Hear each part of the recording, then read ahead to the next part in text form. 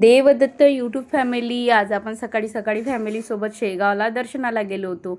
आणि इकडे तुम्ही पाहू शकता खूप मोठी आणि सर्वात मोठी पार्किंग जर असणार तर शेगाव संस्थांचीच आहे. जशी सर्वात मोठी रसोई शेगावची आहे तशीच मला तर वाटते पार्किंगही शेगावचीच आहे. आणि इकडे यात्रा पाहू शकता, खूप छान अशी यात्रा भरलेली असते, म्हणजे परमानंटच असते. हे हमेशाच असे दुकानं लागलेले असतात शेगावला. मग आम्ही शेगावला पोचलो आणि दर्शनाला जायचं होतं. मुलांनी खेळून वगैरे घेतलं, कारण मोकळं दिसल्यावर त्यांना खेळणं आवडतेच.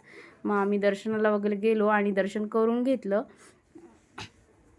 आणि यांचं हळूहळू येणं सुरू होतं. आम्ही तिथपर्यंत आमचे दर्शन वगैरे करून घेतले, यांचं सुरू होतं हळूहळू यायचं. मग फोटो वगैरे काढून घेतले.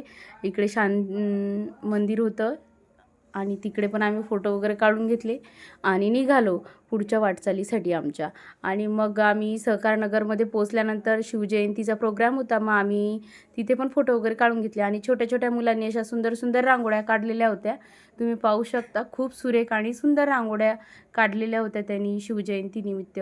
खूप उत्साहात सहकारनगरमध्ये शिवजयंतीचा प्रोग्राम साजरा केला जातो.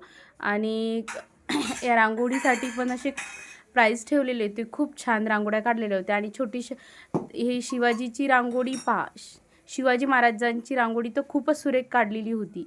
इकडे पण तुम्ही पाहू शकता, खूप सुरेख सुरेख आणि सुंदर सुंदर रांगोळ्या काढलेल्या होत्या. व्हिडिओ आवडल्यास लाईक करा.